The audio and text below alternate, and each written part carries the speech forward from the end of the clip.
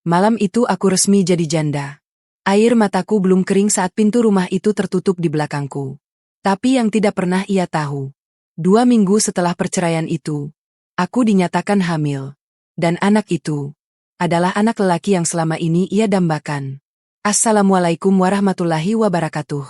Sebelum kita mulai cerita ini, jangan lupa klik tombol subscribe ya, supaya kalian gak ketinggalan kisah-kisah haru lainnya. Semoga kalian semua selalu sehat, dilancarkan rezekinya, dan dijauhkan dari segala kesedihan. Tulis di kolom komentar, kalian nonton dari kota mana ya? Malam itu, aku resmi jadi wanita yang tidak lagi diinginkan. Bukan karena aku bersalah. Bukan karena aku tidak setia. Tapi karena aku tidak bisa memberinya seorang anak. Dan yang lebih menyakitkan, ia menceraikanku, tepat saat aku masih berharap semuanya akan baik-baik saja. Namaku Alia. 5 tahun lalu, aku menikah dengan seorang pria yang sangat aku cintai. Radit. Seorang dokter yang dikenal baik, sabar, dan penuh perhatian. Setidaknya, itu yang aku pikirkan dulu. Di awal pernikahan kami, semuanya terasa sempurna. Kami tertawa bersama. Makan malam sederhana terasa mewah. Bahkan hal kecil seperti minum teh di teras rumah pun terasa begitu berarti. Alia, nanti kita punya anak 2 ya? 1 laki-laki, 1 perempuan, katanya suatu malam sambil tersenyum. Aku hanya tertawa kecil, lalu bersandar di pundaknya. Iya, yang penting sehat, jawabku pelan.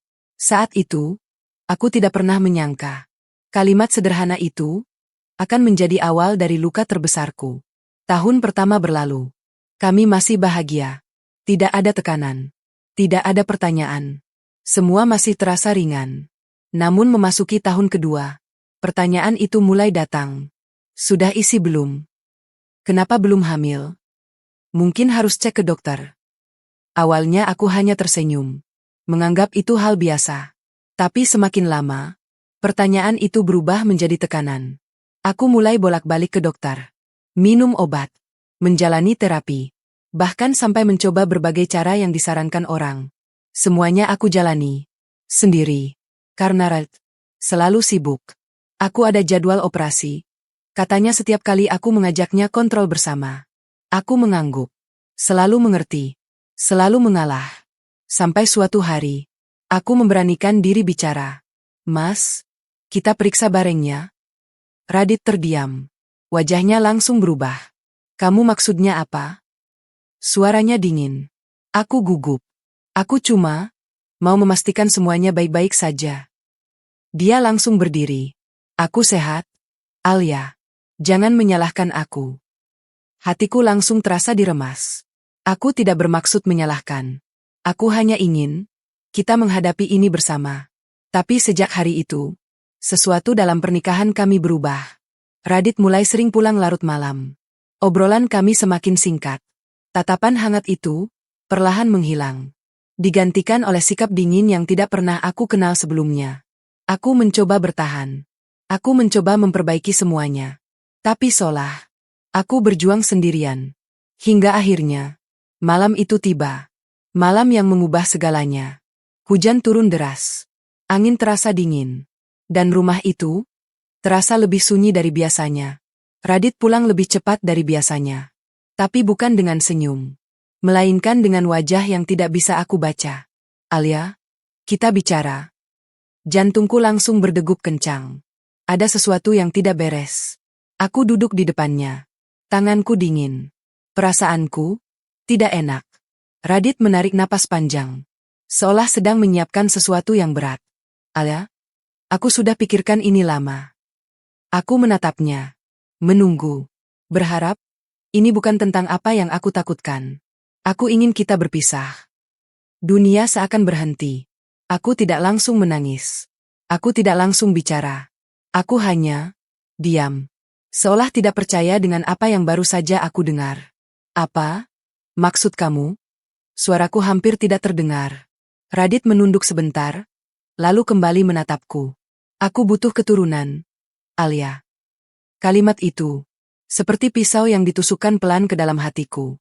5 tahun, dan tidak ada hasil. Aku menelan ludah. Air mataku mulai menggenang. Jadi, ini salahku. Dia tidak menjawab. Dan itu sudah cukup menjadi jawaban. Aku capek berharap. Lanjutnya. Aku juga capek disalahkan keluarga. Air mataku akhirnya jatuh. Bukannya kita hadapi ini bareng. Suaraku bergetar. Untuk pertama kalinya, aku benar-benar memohon. Tapi Radit hanya menggeleng. Aku sudah mengambil keputusan. Kalimat itu, dingin, tegas, tanpa ragu. Seolah 5 tahun yang kami lewati tidak berarti apa-apa. Malam itu, aku resmi diceraikan. Tanpa teriakan. Tanpa pertengkaran besar. Hanya keputusan sepihak yang menghancurkan segalanya. Aku masuk ke kamar. Mengemasi barang-barangku. Setiap baju yang kulipat. Menyimpan kenangan. Setiap sudut kamar itu. Menyimpan cerita. Dan aku harus meninggalkan semuanya. Saat aku keluar membawa koper. Radit berdiri di ruang tamu. Diam. Tidak menahan. Tidak mencegah. Aku berhenti sejenak di depan pintu. Berharap. Mungkin dia akan memanggilku. Mungkin dia akan berubah pikiran. Mungkin. Tapi tidak ada suara. Tidak ada langkah. Tidak ada. Alia, jangan pergi. Akhirnya aku membuka pintu itu. Melangkah keluar. Dan saat pintu itu tertutup di belakangku, air mataku pecah. Bukan hanya karena aku kehilangan suami. Tapi karena aku sadar, aku kehilangan seseorang yang dulu sangat mencintaiku. Aku berjalan di bawah hujan malam itu. Sendirian. Dengan hati yang hancur. Tanpa tahu bahwa 2 minggu setelah malam itu, hidupku akan berubah lagi. Dengan cara yang tidak pernah aku bayangkan. Setelah perceraian itu, aku pikir rasa sakitnya akan berhenti. Ternyata tidak. Yang hilang bukan hanya seorang suami, tapi juga arah hidupku. Dan aku tidak pernah tahu bahwa di balik kehancuran itu, Tuhan sedang menyimpan sesuatu yang tak pernah aku duga. Hari pertama aku kembali ke rumah orang tuaku terasa sangat asing. Padahal ini rumah tempat aku dibesarkan. Tempat aku dulu tertawa tanpa beban. Tapi sekarang, semuanya terasa berbeda. Aku bukan lagi Alia yang dulu. Aku pulang sebagai wanita yang gagal mempertahankan rumah tangganya. Ibuku memelukku erat saat aku datang. Sudah ya?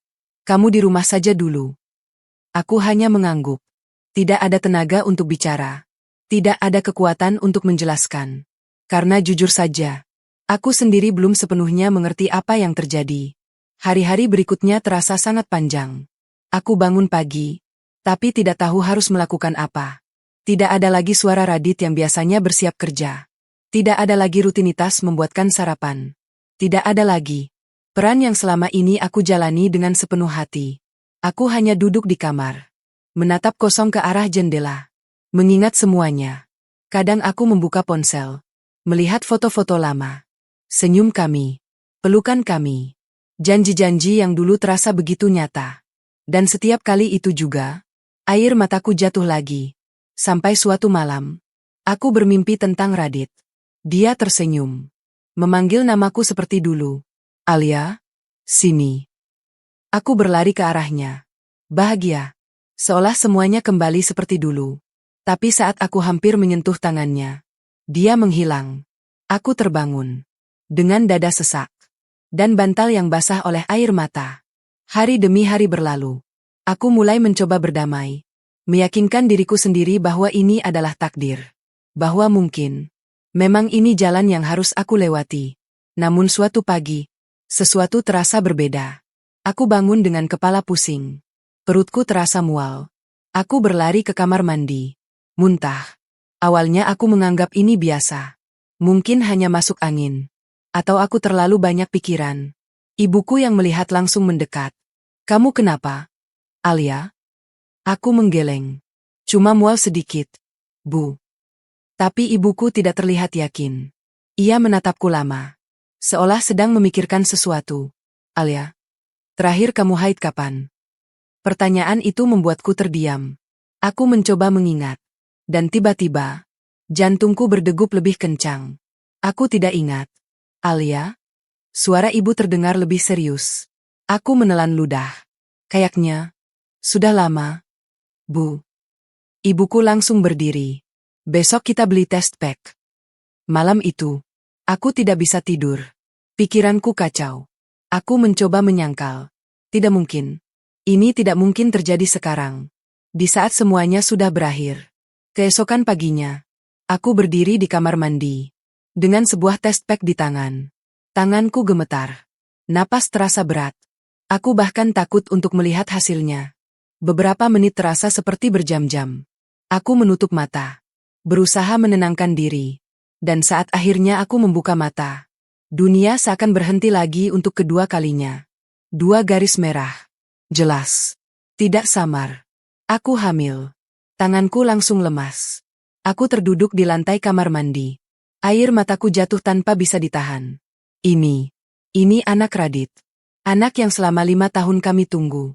Anak yang menjadi alasan aku diceraikan. Aku tertawa pelan. Tapi di saat yang sama, aku menangis. Perasaan itu bercampur. Bahagia, sakit, tidak percaya, dan hancur. Kenapa sekarang? Bisikku lirih. Kenapa baru terjadi? Setelah semuanya berakhir, ibuku mengetuk pintu. Alia, sudah selesai? Aku tidak langsung menjawab. Aku tidak tahu harus bagaimana. Saat aku keluar, ibuku langsung melihat wajahku. Dan tanpa perlu penjelasan, dia sudah mengerti. Kamu hamil? Tanyanya pelan. Aku mengangguk. Air mata kembali jatuh. Ibuku langsung memelukku. Era, ini rezeki, nak. Aku menangis di pelukannya. Tapi Bu, semuanya sudah terlambat. Aku memegang perutku. Masih datar. Tapi di dalam sana, ada kehidupan. Ada harapan. Ada bagian dari diriku, dan Radit. Dan untuk pertama kalinya, sejak perceraian itu, aku merasakan sesuatu yang berbeda. Bukan hanya kesedihan, tapi juga kekuatan. Aku berdiri di depan cermin malam itu, menatap diriku sendiri, menatap masa depan yang tiba-tiba berubah. Aku punya pilihan, memberitahu Radit, atau menyimpan ini selamanya. Dan aku tahu, apapun pilihanku, akan mengubah hidupku. Untuk selamanya. Aku memilih untuk diam, menyimpan rahasia itu rapat-rapat. Karena aku tahu, begitu Radit tahu tentang anak ini, segalanya tidak akan pernah sama lagi. Tapi aku lupa satu hal. Takdir tidak pernah bertanya apakah kita siap, atau tidak. Sejak hari itu, aku memutuskan satu hal. Aku tidak akan memberitahu Radit tentang kehamilan ini. Bukan karena aku ingin menyakitinya, tapi karena aku sudah terlalu lelah, disakiti. Radit sudah memilih jalannya. Dia sudah menceraikanku. Dan aku harus belajar berjalan sendiri. Hari-hariku mulai berubah.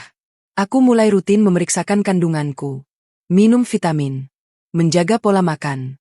Dan untuk pertama kalinya, aku hidup bukan untuk seseorang, tapi untuk bayi kecil yang tumbuh di dalam tubuhku. Setiap malam, aku berbicara pada perutku. Nak, kamu yang kuat ya. Air mataku sering jatuh. Tapi kali ini, bukan hanya karena sedih, melainkan karena aku mulai merasakan arti bertahan. Waktu berlalu. Perutku mulai membesar. Meski belum terlalu terlihat jelas. Tapi perubahan itu nyata.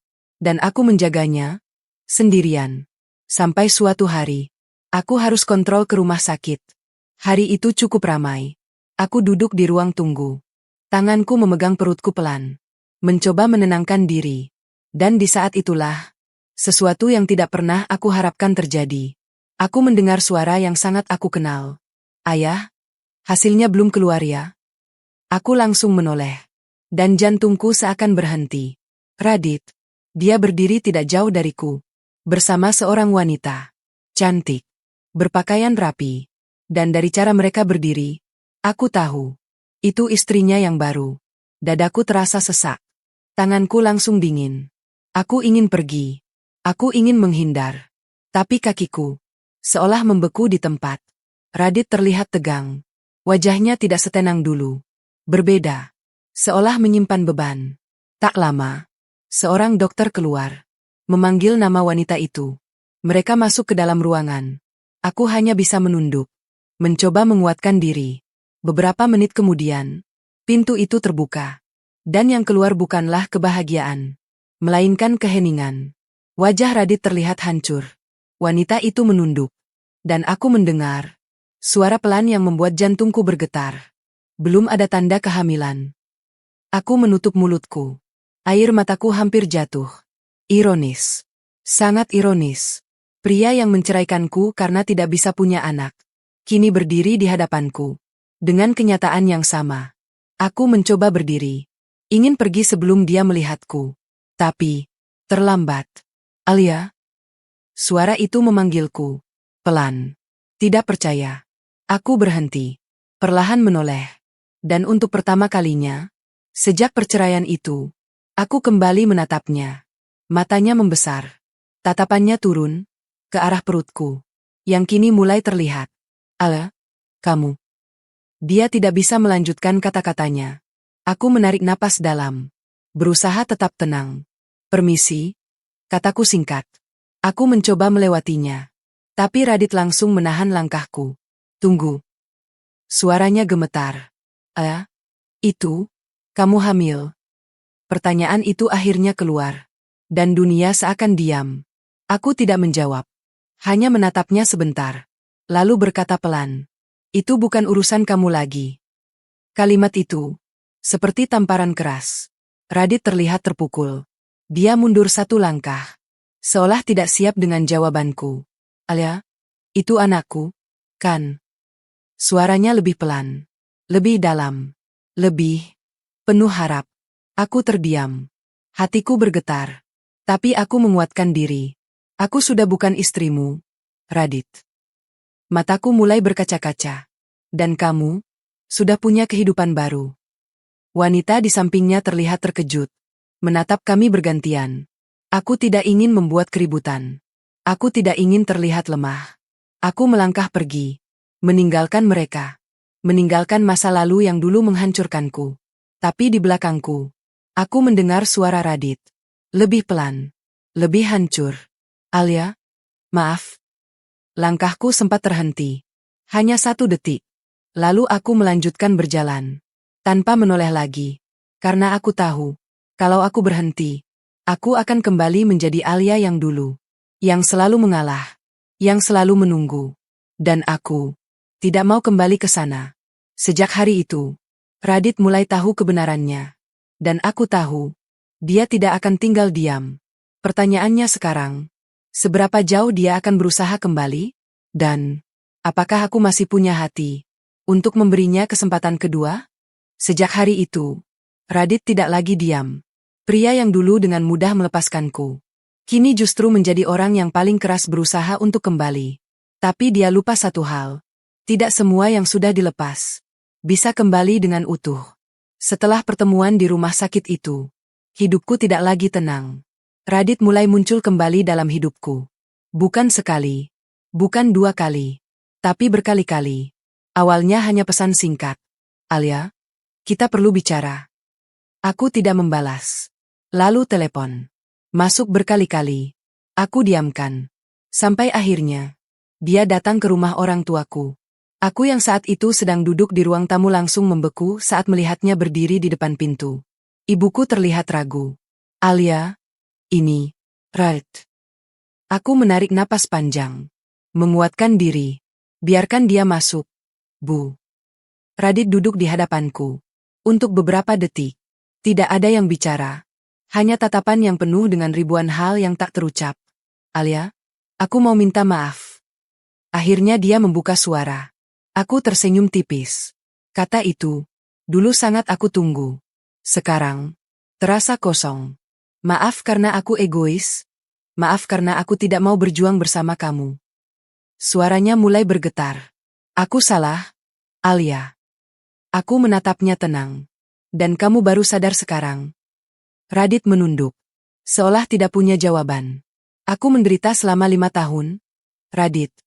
Lanjutku pelan. Aku disalahkan. Aku berjuang sendirian. Tapi kamu memilih pergi. Air mataku mulai mengalir. Dan sekarang, kamu datang saat aku sudah mencoba bangkit. Radit mengangkat wajahnya. Matanya merah. Aku tidak tahu. Kalau kamu hamil. Aku tertawa kecil. Pahit. Itu bukan alasan. Suasana menjadi hening. Alia, beri aku kesempatan. Kalimat itu keluar lagi. Kali ini lebih lemah. Lebih memohon. Aku menggeleng pelan. Tidak semua yang rusak bisa diperbaiki, Radit. Namun ternyata, Radit tidak menyerah. Sejak hari itu, dia mulai rutin datang. Membawakan makanan. Fitin. Bahkan kadang hanya berdiri di luar rumah. Menunggu. Ibuku mulai luluh. Alia, dia terlihat benar-benar berubah. Aku diam. Karena aku juga melihatnya. Tapi, luka ini tidak semudah itu hilang. Di sisi lain, masalah mulai muncul dari kehidupan Radit sendiri. Suatu hari, aku melihatnya datang dengan wajah lebih lelah dari biasanya. Ada apa? Tanyaku tanpa sadar. Radit terdiam sejenak. Lalu berkata pelan. Istriku, tahu tentang kamu. Aku langsung menegang. Dia marah besar. Kami sering bertengkar. Aku menatapnya tajam. Itu bukan urusanku. Radit mengangguk pelan. Aku tahu, tapi aku tidak bisa bohong lagi. Ternyata, setelah pertemuan di rumah sakit itu, Radit mulai berubah. Dia jadi sering melamun. Sering pulang larut. Dan istrinya mulai curiga. Sampai akhirnya, kebenaran itu terungkap. Dan sejak saat itu, rumah tangga yang baru saja dia bangun mulai retak. Aku sadar sekarang. Radit menatapku dalam. Selama ini aku menyalahkan kamu, padahal masalahnya ada di aku. Kalimat itu membuat dadaku sesak. Aku sudah periksa, dan hasilnya. Dia terdiam. Aku menunggu. Aku yang bermasalah, Alia. Dunia seakan kembali berputar. Semua yang aku alami, semua tuduhan, semua luka. Ternyata, bukan salahku. Air mataku jatuh lagi. Bukan karena sedih, tapi karena kelegaan yang terlambat. Kenapa baru sekarang kamu tahu? Bisikku lirih. Radit tidak menjawab. Karena memang, semua sudah terlambat. Sejak hari itu, Radit semakin keras berusaha untuk kembali. Bukan hanya sebagai ayah, tapi sebagai suami. Namun aku tahu, keputusan yang akan aku ambil nanti, tidak hanya tentang cinta, tapi tentang harga diri. Dan luka yang belum sepenuhnya sembuh. Dia kembali, bukan sebagai pria yang dulu meninggalkanku, tapi sebagai seseorang yang memohon untuk kembali. Masalahnya, aku masih mencintainya. Tapi aku juga masih mengingat bagaimana dia menghancurkanku. Hari itu, langit terlihat mendung. Seperti suasana hatiku yang tidak pernah benar-benar cerah sejak semuanya terjadi. Aku duduk di teras rumah. Tangan kananku memegang perutku yang kini semakin besar. Sementara pikiranku terus dipenuhi oleh satu nama. Radit. Sudah berminggu-minggu dia tidak berhenti datang. Tidak berhenti mencoba. Tidak berhenti meminta maaf. Dan jujur saja, aku mulai lelah. Bukan karena dia, tapi karena perasaanku sendiri. Aku masih mencintainya. Itu yang paling menyakitkan. Sore itu, seperti biasa, dia datang lagi. Namun kali ini, ada sesuatu yang berbeda. Wajahnya lebih serius, lebih tenang. Seolah dia sudah benar-benar mengambil keputusan besar. Ala, aku mau bicara. Aku mengangguk pelan. Silakan. Kami duduk berhadapan. Angin sore berhembus pelan. Tapi suasana terasa berat. Radit menarik napas panjang. Seolah mengumpulkan keberanian. Aku sudah mengakhiri pernikahanku. Aku langsung terdiam. Jantungku berdegup lebih cepat. Maksud kamu? Aku dan dia sudah bercerai. Dunia terasa sunyi. Aku tidak tahu harus merasa apa. Terkejut, sedih, atau takut. Aku tidak bisa menjalani semuanya sambil memikirkan kamu. Lanjutnya, aku tidak bisa pura-pura bahagia, sementara hatiku masih di kamu. Aku menunduk. Air mataku mulai menggenang. Alia, aku ingin memperbaiki semuanya. Suaranya pelan, tapi penuh keyakinan. Aku ingin kita mulai lagi. Kalimat itu akhirnya keluar. Kalimat yang dulu sangat aku harapkan. Kalimat yang dulu selalu aku doakan setiap malam. Tapi sekarang, saat itu benar-benar datang. Aku justru tidak tahu harus menjawab apa. Alia, kita rujuk ya. Air mataku jatuh. Satu persatu. Aku menatapnya. Pria yang dulu menjadi rumahku. Pria yang juga menghancurkan rumah itu sendiri. Kamu pikir semuanya bisa kembali seperti dulu? Suaraku bergetar. Radit langsung menjawab. Aku akan berusaha. Aku menggeleng pelan. Bukan soal berusaha, Radit. Aku menahan tangis. Ini soal luka. Suasana menjadi sangat sunyi. Aku hamil saat kamu menceraikanku. Kalimat itu keluar begitu saja. Radit terdiam. Matanya langsung berkaca-kaca. Aku menangis setiap malam, sendirian. Aku berharap kamu kembali, satu kali saja. Tapi kamu tidak pernah datang. Air mataku kini tak terbendung. Dan sekarang, kamu datang saat aku sudah belajar berdiri sendiri. Radit menutup wajahnya. Tangannya gemetar. Aku tahu aku salah. Suaranya hampir tidak terdengar. Aku tahu aku tidak pantas minta kesempatan. Tapi aku tidak bisa kehilangan kamu lagi, Alia. Kalimat itu membuat hatiku hancur lagi. Karena di dalam diriku masih ada bagian yang ingin mempercayainya. Aku menutup mata. Menarik napas panjang. Berusaha menguatkan diri. Aku tidak butuh kamu kembali karena anak ini. Aku menatapnya tegas. Aku bisa membesarkannya sendiri. Radit langsung menggeleng. Aku tahu. Kamu kuat. Tapi aku ingin ada di hidup kalian. Aku diam. Perasaanku benar-benar kacau. Alia, aku tidak minta kamu langsung menerima aku. Beri aku waktu untuk membuktikan. Aku menatapnya lama. Sangat lama. Dan untuk pertama kalinya, aku tidak langsung menolak. Bukan karena aku sudah memaafkan. Tapi karena aku ingin melihat apakah dia benar-benar berubah. Atau hanya takut kehilangan. Sejak hari itu, aku tidak lagi mengusir Radit. Tapi aku juga tidak menerimanya. Aku membiarkannya tetap berada di jarak tertentu. Cukup dekat untuk terlihat. Tapi cukup jauh untuk tidak menyakitiku lagi. Dan kini, satu hal yang paling menentukan akan segera tiba. Hari kelahiran anak kami. Hari di mana semua keputusan akan dibuat. Sekali. Dan untuk selamanya. Hari itu akhirnya datang. Hari yang akan mengubah segalanya. Bukan hanya tentang kelahiran seorang anak. Tapi tentang keputusan. Apakah aku akan kembali ke masa lalu? Atau benar-benar melangkah ke masa depan? Malam itu, langit gelap. Angin berhembus pelan. Dan aku terbangun karena rasa sakit yang berbeda dari biasanya. Perutku terasa kencang. Nyeri. Datang dan pergi. Aku langsung memegang perutku. Nah, ini waktunya ya. Suaraku bergetar. Ibuku yang mendengar langsung masuk ke kamar. Alia, kamu kenapa? Bu, kayaknya aku mau melahirkan. Semua langsung panik. Ayahku menyiapkan mobil. Ibuku membantu menenangkanku. Dan dalam waktu singkat, kami berangkat ke rumah sakit. Sepanjang perjalanan, aku menahan rasa sakit. Napas tidak teratur. Air mata terus mengalir. Tapi di tengah semua itu, aku hanya memikirkan satu hal. Apakah Radit akan datang? Aku tidak memberi kabar. Tidak menelepon. Tidak menghubungi. Tapi entah kenapa, ada bagian kecil di hatiku yang berharap dia tahu. Sesampainya di rumah sakit, aku langsung dibawa ke ruang bersalin. Lampu terang. Suasana tegang. Suara alat medis di mana-mana. Rasa sakit semakin kuat. Aku menggenggam erat tangan ibuku. Yang kuat ya, nak. Aku mengangguk. Air mataku terus mengalir. Detik demi detik terasa sangat lama. Dan di luar ruangan itu, seseorang berdiri. Dengan wajah penuh kecemasan. Radit. Dia datang. Entah dari mana dia tahu. Tapi dia ada di sana. Menunggu. Diam.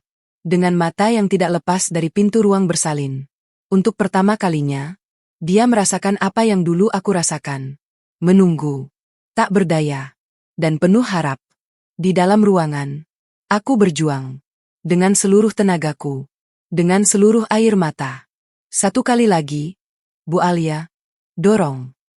Aku menjerit. Menahan sakit yang luar biasa. Dan akhirnya, tangisan itu terdengar. Tangisan pertama. Tangisan yang memecah semua kesunyian. Tangisan yang membawa kehidupan. Seorang bayi laki-laki. Lahir dengan selamat. Air mataku langsung mengalir deras. Aku tersenyum. Untuk pertama kalinya. Dengan rasa bahagia yang utuh. Anak ibu sehat. Laki-laki. Aku memejamkan mata. Mengucap syukur dalam hati. Di luar, Radit terdiam. Saat mendengar tangisan itu, air matanya jatuh.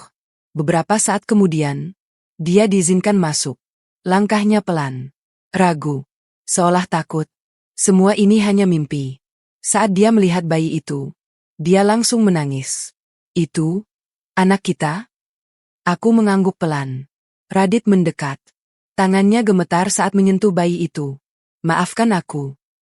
Kalimat itu keluar lagi. Tapi kali ini, lebih dalam, lebih tulus. Aku menatapnya. Tidak dengan amarah. Tidak juga dengan kebencian. Tapi dengan ketenangan. Yang tidak pernah aku miliki sebelumnya.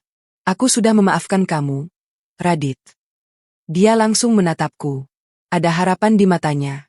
Tapi, satu kata itu, membuat semuanya berhenti lagi. Aku tidak bisa kembali. Air matanya jatuh. Bukan karena aku tidak cinta. Tapi karena aku sudah belajar mencintai diriku sendiri. Ruangan itu sunyi. Aku tidak ingin kembali ke tempat di mana aku pernah merasa tidak cukup. Radit menunduk. Hancur. Tapi kali ini, dia tidak membantah. Aku tidak akan melarang kamu menjadi ayahnya. Aku menatapnya tegas. Tapi kita, cukup sampai di sini. Untuk pertama kalinya, aku benar-benar melepaskannya. Bukan karena aku tidak cinta lagi, tapi karena aku sudah memilih diriku sendiri. Radit mengangguk pelan. Meski berat, dia menerima. Dan di saat itu, aku sadar satu hal. Kebahagiaan tidak selalu berarti kembali bersama. Kadang, kebahagiaan adalah berani pergi dan tidak kembali ke luka yang sama. Kini aku menjalani hidupku sebagai seorang ibu dengan anak laki-laki yang dulu menjadi alasan aku kehilangan segalanya. Dan ironisnya, dia juga menjadi alasan aku menemukan diriku kembali. Karena pada akhirnya, yang paling penting bukan siapa yang bertahan di hidup kita, tapi siapa yang membuat kita tetap kuat, meski harus berjalan sendirian. Terima kasih sudah mengikuti kisah ini sampai akhir.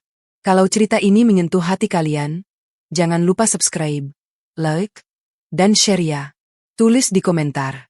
Kalau kalian jadi Alia, apakah kalian akan menerima Radit kembali?